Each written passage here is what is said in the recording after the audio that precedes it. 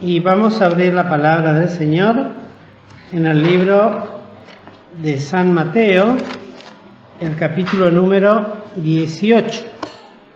Y vamos a leer de este capítulo desde el versículo número 23 hasta, podemos leer, hasta el 27 en principio. Dice la palabra del Señor: por lo cual el reino de los cielos es semejante a un hombre rey que quiso hacer cuentas con sus siervos. Y comenzando a hacer cuentas, le fue presentado uno que le debía 10.000 talentos. Mas a éste, no pudiendo pagar, mandó su señor venderle y a su mujer e hijos y con todo lo que tenía y que se le pagase. Entonces aquel siervo postrado le adoraba diciendo: Señor, ten paciencia conmigo y yo te lo pagaré todo. El Señor, movido a misericordia de aquel siervo, le soltó y le perdonó la deuda. Hasta aquí la lectura. Y vamos a meditar en esta palabra que la estuve leyendo y estudiando porque, en la escuelita dominical veníamos considerando las parábolas, ¿verdad? Y siempre hay, no quedaron todas agotadas, por supuesto. Y esta parábola es una parábola que ilustra perfectamente la doctrina bíblica del perdón y de la salvación también.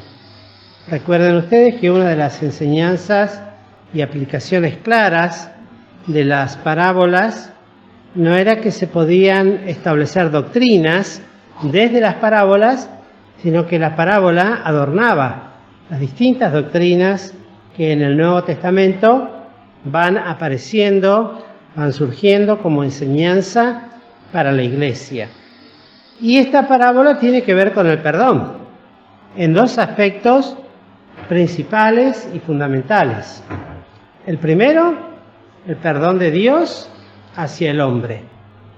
Y luego, la segunda enseñanza es el perdón de las faltas entre los hombres mismos.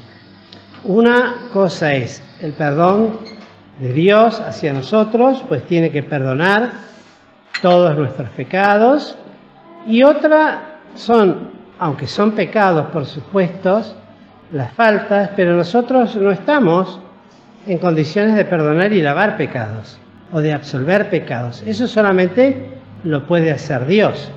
Si la palabra lo menciona como deuda o deudores o el haber cometido alguna falta. En este caso lo aplica el Señor en el aspecto material para ejemplificar la importancia del perdón.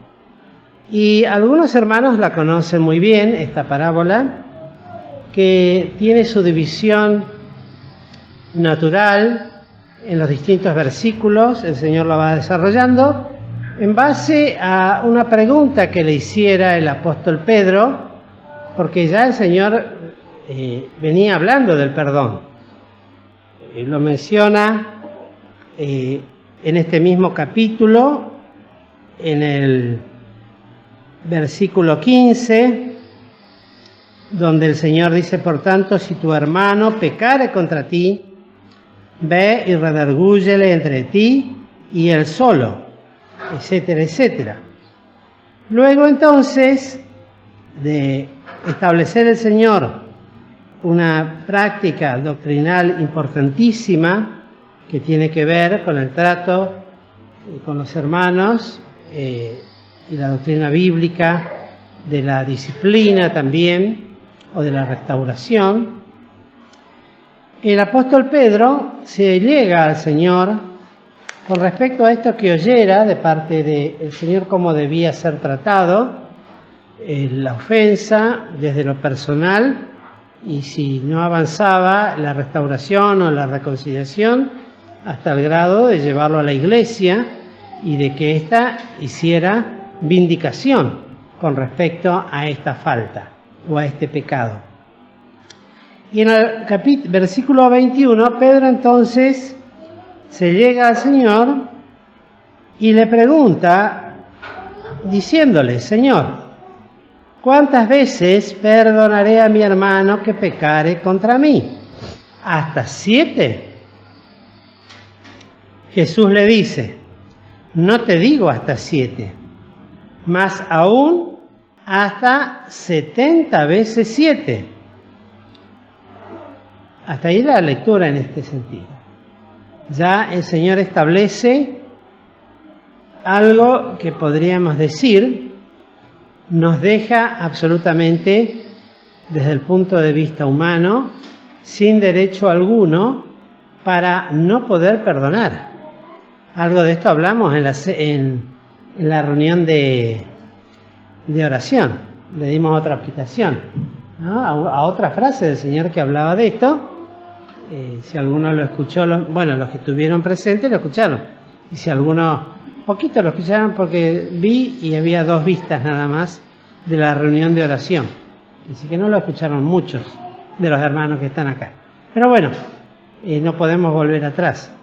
Lo que sí es que acá establece otra condición que le tapó la boca a Pedro, en el sentido, bien podía haber dicho Pedro, como le dijo también en otra oportunidad cuando hablaba con respecto a la tolerancia en cuanto al matrimonio: aumentanos la fe, porque realmente lo que aquí el Señor establece no es que por la ley de la gracia, que 7 es el número perfecto, hasta 7 veces perdonaré a mi hermano. Bueno, parece un número alcanzable, difícil, pero alcanzable. Pero el Señor levanta la vara, o sea, la medida, a una medida realmente que desde el punto de vista humano es, ¿cómo? Imposible. Eso decimos. Cuando decimos imposible, quiere decir que no se puede hacer. Y esta es la realidad. Desde el punto de vista humano, cuán difícil es, porque 7 veces 7, ¿cuánto es? 70 veces 7. Perdón, en el 22. Más aún, hasta 70 veces 7. ¿Cuántas es? 490 veces. Tendría que aprender a perdonar a un hermano que pecare contra mí, que faltare contra mí. E inmediatamente luego, para que se entienda esto, el Señor comienza a hacer el relato de esta parábola, diciendo: el reino de los cielos es semejante a un hombre rey que quiso hacer cuentas con sus siervos. Y al primero que llaman, se ve que estaba primero en la lista, debía 10.000 talentos. El cálculo que se puede hacer es aproximado, pero aún siendo aproximado, hay referencia bíblica, aún con el contexto de lo que tenemos hoy como moneda, para tener una idea de lo que esto implicaba, el volumen de la deuda que esto implicaba. Yo sé que hay hermanos que les gustan los números, ¿no? Y saber más precisamente cuántos son 10.000 talentos. Vamos a ver, déjame que... Ahí está. Dice eso. Yo saqué otra cuenta. A ver qué tal. Porque en el relato de la parábola, el señor de este hombre que debía 10.000 talentos, le perdona y se mueve a misericordia. Por eso digo que es una figura clara, perfecta, del perdón de Dios con el pobre pecador. porque ya con lo que dijo Marcos solamente, 66 millones de dólares, es una cifra interesante. Yo saqué de otra manera la cuenta que capaz que nos impacta un poquito más, porque ya los dólares para nosotros, acostumbrados a escuchar la deuda de 16 mil millones de dólares, de 75 mil millones, bueno, que tiene por ejemplo nuestro país. Pero yo saqué una cuenta en base a lo que debía el segundo, que ya era consiervo del primero. Los otros eran siervos del Señor. Estos eran iguales, que trabajaban para el mismo Señor. Pero era tan mínima la deuda que tenía, y tal vez no tendría deudas con su Señor, porque no menciona que tenía deuda con su Señor, sino que tenía deuda con su consiervo, entre sí. Y la deuda era de 100 denarios. Entonces, me interesó, porque muchas veces traté de sacar la cuenta, pero esta vez me puse despacito, a ver si me salía. Ustedes acompáñenme. Yo la saqué de una manera, no desde el punto de vista económico, pero sí para tener una idea, espacio, tiempo. ¿Y de qué manera? Bueno, según los entendidos, dicen que un talento, uno, equivale a 6.000 denarios. Un talento. Por lo tanto, 10 talentos serían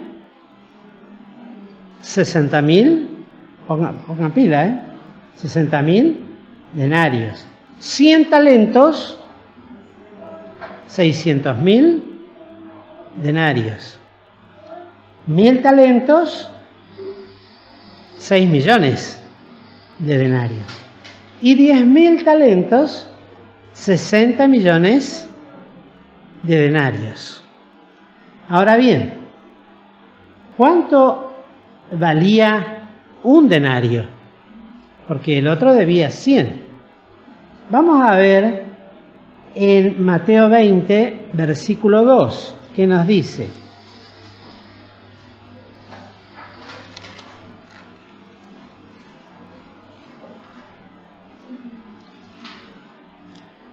podemos leer el versículo 1 y 2, nada más para información, para que tengamos idea. Porque el reino de los cielos es semejante a un hombre, padre de familia, que salió por la mañana a ajustar obreros para su viña. Y habiéndose concertado con los obreros, ¿en cuánto? En un denario al día, los envió a su viña. Quiere decir que un denario era, en los tiempos del Señor Jesucristo, lo que equivalía a un día de trabajo de un jornalero. Y yo lo tomé en base a días, no a lo que vale. Se podría hacer la cuenta estimando lo que hoy cobra un jornalero en un día, pero es más interesante de esta manera, pienso yo, porque de la otra me parece que es inalcanzable. Igual es inalcanzable de las dos maneras. Pero fíjense que un denario era un día. Por lo tanto, este hombre que debía 10.000 talentos, traducido a denarios, eran 60 millones de denarios. O sea, 60 millones de días de trabajo ininterrumpido. 60 millones de días. Y me pregunté, ¿cuánto puede vivir una persona promedio? Dándonos algunos añitos más, vamos a ponerle 80 años. ¿Cuántos días tiene un año? 365. ¿Y 80 años cuánto tendrán? ¿Cuántos días tendrán? Bueno, yo saqué la cuenta, 60 millones de días dividido 365 y me da 164.384 años. Lo cual dividido 80, que serían los años de una vida, equivale a 2054 vidas vividas de 80 años continuo de una persona para que pudiese saldar la deuda que tenía con este señor. Yo antes lo había sacado por dinero también, pero me impactó realmente. 164.384 años. Quiere decir que el Señor utilizó una figura muy clara y que debería impactarnos a todos. Imposible de pagar. Sencillamente porque ninguno de nosotros, ni nuestros descendientes, han de vivir tantos años. Después saquen la cuenta, a ver si por ahí me equivoqué. Pero yo por lo menos la tengo acá, después me la piden y se las muestro y la sacan la cuenta. A Marquito, que le gustan los números. No sé esos años cuántos equivalen dólares, pero como el dólar varía, ¿cuánto será? En el año 164.380. ¿Cuánto estará el dólar en ese entonces? ¿Existirá? Sí. Entonces el Señor toma esto y siempre lo hemos dicho. Al aplicar las parábolas, toma ejemplos claros y que tienen que ver con la realidad, porque lo que dice en el versículo 26, en el 25, perdón, de venderlo a él, vender la familia, vender sus hijos y todo lo que tenía hasta que se le pagase, ni aún haciendo todo eso lo iba a poder cubrir. Ni los hijos de los hijos de los hijos. Una deuda, acá se dice, ¿no? De la deuda que tomó Macri, ¿cuánto se decía? Que tenía 100 años de deuda, ¿no? Aún los hijos de nuestros nietos van a seguir pagando esa deuda. Y esta deuda ni hablar. Entonces, esto nos habla de todo lo que Dios es una figura para mostrarnos lo grande que es, lo inmensamente grande e imposible para el hombre de pagar lo que se debe cada uno a Dios y lo que costó la salvación. Porque acá está hablando de un hombre y Cristo murió y derramó su sangre bendita y santa, que cuando nos dice ahí en 1 Pedro y nos habla de esto, sabiendo que habéis sido rescatados de vuestra vana conversación, la cual recibisteis de vuestros padres, no con cosas corruptibles como oro o plata, sino con la sangre preciosa de Cristo, como de un cordero sin mancha y sin contaminación. Esa sangre, al decir preciosa, no tiene valor contable alguno, no se puede, bajo ningún aspecto, valorar desde el punto de vista humano. No hay valor que lo pueda cubrir. No hay valor que pueda cumplir con este sacrificio, con el valor de esta sangre bendita y santa que el Señor derramara en la cruz del Calvario en favor de cada uno, para moverse a misericordia. Porque eso es lo que hizo con este deudor. Se movió, y la misericordia siempre se mueve de aquel que tiene en favor de aquel que no tiene nada. Porque aunque este hombre tenía algo, tenía una familia, seguramente tenía su casa, sus valores, etcétera, etcétera, no obstante, nada de eso podía cubrir esta deuda de perdón. Y la palabra que utiliza acá, de perdonó, es la de aquel que perdona todo y no quedan como decíamos el otro día, bueno, te perdoné, pero acordate que me debes esto. Es decir, perdona y perdona totalmente. Es lo que hace el Señor, Dios, con cada uno de aquellos que creen en el nombre de su Hijo Jesucristo. Es el perdón absoluto. Y decíamos, todas nuestras deudas, todo nuestro pecado, toda nuestra iniquidad, todo aquello que nos condena y nos condenaba, es echado a lo profundo de la mar y se establece una barrera que Dios ya no ve, la deuda que tenemos con Él.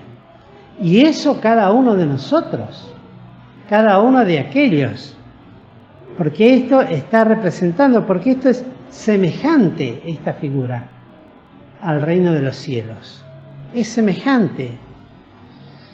Pero también nos enseña, al venir a la cena del Señor, cómo debemos aprender a participar de estos símbolos. En esta otra figura, incluida en la segunda deuda que aparece aquí, que era entre iguales. Podríamos decir, entre hermanos. ¿Y cuánto era esta deuda? 100 días de trabajo. ¿Eso era posible pagar? Sí, dice la hermana acá. Yo creo que sí. 100 días de trabajo. Y son 3 meses y pico. Trabajando, vamos a ponerle 20 días, 5 meses. Que se trabaje de lunes a viernes. 5 meses, en 6 meses cubrimos la deuda. Entre nosotros. Esto nos da la idea de lo desproporcionado de los perdones, en el sentido de lo que puede llegar a perdonar Dios, solamente Dios, a través y por la persona de Jesucristo, y lo que nosotros debemos aprender a perdonar entre iguales, entre hermanos, como lo enseña la palabra de Dios. Ahora veamos la actitud, qué distinta también que es nuestro Dios, con nosotros y cómo somos nosotros entre nosotros. ¿Por qué? Porque saliendo aquel siervo, que le fue perdonada semejante deuda, una deuda eterna, podríamos decir, va caminando. Y de pronto se encuentran con alguien. Mira con quién me encuentro. Y fíjense que le debía 100 denarios y se acordaba. Este me debe 100 denarios. ¿Y qué hace? Fíjense, traba de él. No solamente le habla, sino que toma una actitud física, agresiva, violenta, porque traba. O sea, no lo deja ir. Lo traba y le ahogaba. Le ahogaba, se ve que lo agarró del cuello. Y le decía al oído mientras le apretaba fuertemente el cuello: págame lo que me debes. Apliquémoslo a esto, hermanos queridos, a la reacción nuestra frente a aquellos que de alguna manera nos han ofendido o de alguna manera tienen una deuda con nosotros, sencillamente de pedirnos disculpas o perdón. Qué distintas las reacciones. Y cómo se olvidó inmediatamente, porque así lo dice después el Señor cuando le reclama, porque intervienen otros consiervos para que el Señor vea lo que estaba pasando. Y la palabra de Dios nos dice que no debemos olvidar nuestros antiguos pecados. No en el sentido para que nos vivan torturando, sino para saber en qué medida, de qué manera, cómo debo aprender a proceder como hermano en Cristo, amigablemente, aun con aquellos que de alguna manera en algo me han ofendido. Y ya no hablamos de 490 veces. ¿Alguna vez? ¿Alguna vez? Algo. Y a veces puede suceder que estando en la cena, estamos tomando la cena y tengo algo contra alguien. Bueno, nadie lo sabe o no es tan grave. ¿Qué sé yo si es grave o no? ¿Puedo decir que puedo tomar la cena teniendo a alguien algo contra mi hermano? La realidad es que no debería tomar la cena. No debería tomar la cena. Alguno puede decir, bueno, pero yo pido perdón cuando voy a tomar la cena. El Señor me perdona, pero ya lo leímos el martes pasado. Tampoco perdonará a vuestros padres al que no perdonare, si no perdonareis a vuestros hermanos vuestras deudas. Porque así decíamos, ¿no? Perdónanos como nosotros también perdonamos. Y ahora vamos a tomar la cena. Vamos a participar del pan y del vino.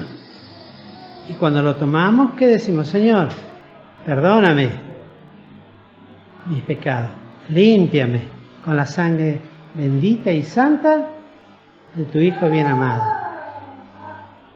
Pero tal vez no penetro en la experiencia de este consiervo, porque no hace falta que esto lo haga yo en forma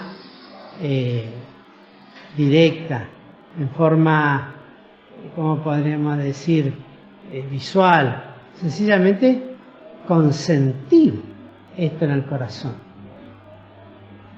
sin manifestarlo. A veces lo puedo llegar a expresar, depende de la situación, pero a veces puede ser contra un ser querido,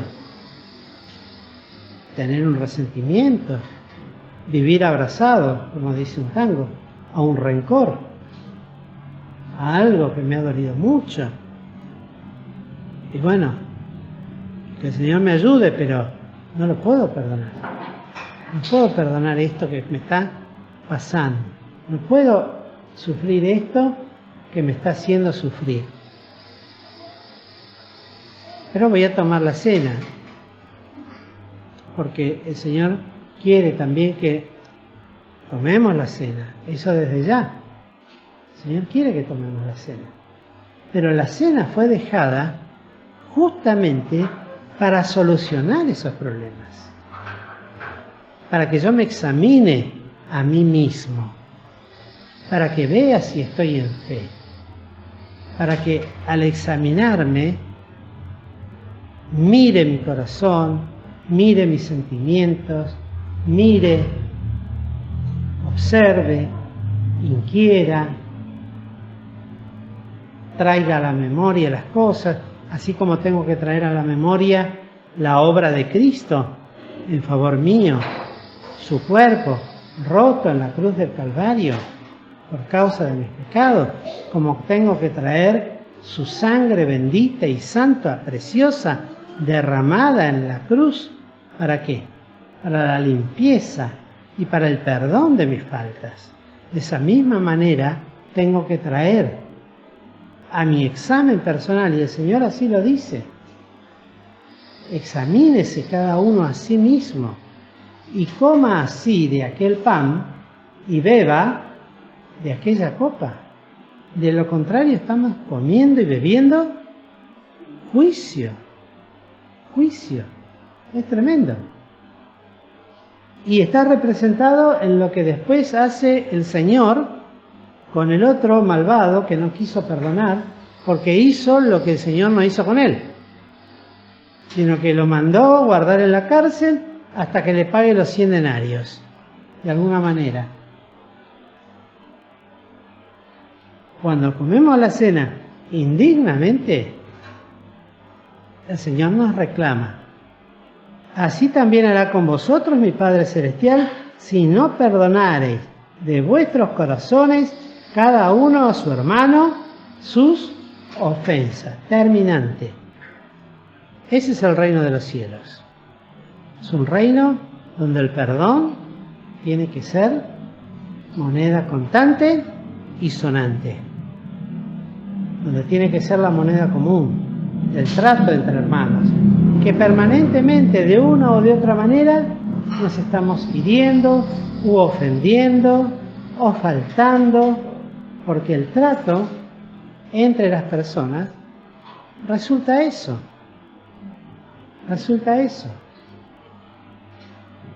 ¿Por qué? Porque todavía somos pecadores, porque todavía cometemos faltas y a veces pecamos, como decía en Santiago, de palabra o de hecho, de lengua o de hecho. En alguna cosa faltamos. A veces los que somos conocidos por decir chistes rápidos, faltamos y pecamos porque hacemos chistes que para el otro no es un chiste y le resulta agresivo. Para el que es demasiado serio, resulta agresivo para aquel que es lo contrario. Entonces, toda esa relación entre hermanos necesita esta moneda de ida y vuelta. Hoy perdono yo, mañana me tendrán que perdonar a mí, pasado perdonaremos a otro. Ese es el propósito y es la única manera en poder convivir conforme el amor fraternal nos lo enseña, no en fingimientos y en guardar raíces de amargura que van a producir a lo largo de los años bandos, separaciones, peleas mayores. Y de pronto traigo a la memoria lo que pasó hace 40 años atrás. Es tristísimo.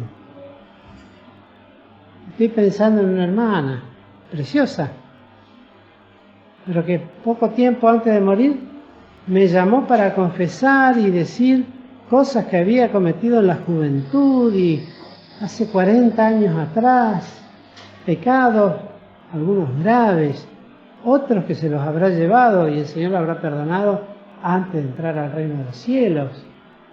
Y como esos otros casos también. ¿Cómo guardar 40 años algo en el corazón? ¿Es posible? Sí, tenemos esa capacidad. Tenemos ese cofre. Siempre decimos que la palabra de Dios sea guardada en nuestros corazones y que la podamos vivir. Pero también tenemos otro cofre en el cual podemos guardar bajo 7 llaves un rencor que lo arrastro, yo digo 40, pero puede ser más, puede ser 50. Uno dirá, ¿puede ser que 50 años? Yo creo que sí, totalmente, porque el hombre tiene esa capacidad. Si no permite que el Señor obre en su corazón, le perdone sus propios pecados y considere la necesidad de perdonar, como fui perdonado. Porque si el Señor me perdonó 164.000 años de pecado, no voy a poder perdonar. Realmente necesito la cruz de Cristo para que esa obra sea posible en mí y quitarme ese peso, esa carga del corazón. Y si tenemos verdadera intención, porque dice, de sus corazones queremos hacerlo, miren, hasta es factible que en algún momento esa persona a la cual hemos perdonado, sin que nosotros le digamos nada, en algún momento de la vida me pida perdón. Y qué alivio que se siente. Qué alivio que se siente. Cuando esa persona que me hizo tanto daño, en el Señor, perdóname por lo que te hice. Qué cosa, ¿no? ¿Será posible eso? Yo creo que sí. Yo creo que sí. Si está Cristo de por medio, es posible. En nosotros, primeramente, porque quitamos ese pesado yugo de nuestra cerviz y nos libera y nos bendice y nos permite crecer, seguir adelante, nos libera de tantas cosas, de esos lazos de oscuridad que dice la Escritura, en el cual muchos están sujetos. Algunos dirán, sí, pero un creyente no puede estar sujeto. Pero en ese aspecto sí, está sujeto. Está viviendo conforme a la carne. Y en sus múltiples, facéticas formas que tiene la carne, tiene esa también. Tiene esa. Y no me permite crecer. No me permite desarrollarme. No me permite vivir con la libertad con que Cristo quiere que sea libre. ¿Cuántas cosas se pueden decir de esta parábola? Pero ahora, al participar de los símbolos que cada uno de nosotros traiga a la memoria, delante de Dios, lo que Cristo hizo en favor nuestro. Y si alguien tiene algo contra alguno, perdónelo de corazón. Perdónelo. Lo pide el Señor, Versículo 35. Así también hará con vosotros mi Padre Celestial, si no perdonareis de vuestros corazones cada uno a su hermano sus ofensas. Palabra de Dios. Y recordar siempre todo lo que Dios hizo en Jesucristo para que yo alcance la salvación y la vida eterna, que es el único camino establecido al hombre para que así lo pueda hacer. Crea en Cristo y será salvo, perdonado sus pecados, lavado de su maldad y hecho hijo para vida eterna. Que el Señor nos bendiga, queridos hermanos.